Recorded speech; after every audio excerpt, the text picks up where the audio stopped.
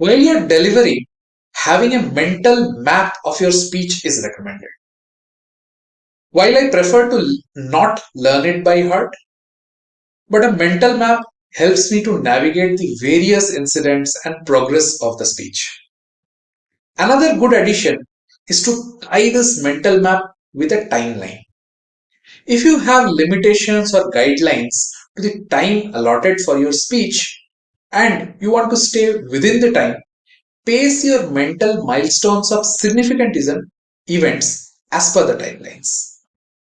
For the hare and the tortoise story of about 5 minutes, my mental milestones would be to complete the setup by the end of 1.5 minutes, arrive at the point where the hare is sleeping and the tortoise moved past him by the 3 minute mark, and conclude the story by 4.5 minutes with at least 30 seconds left for the moral of the story.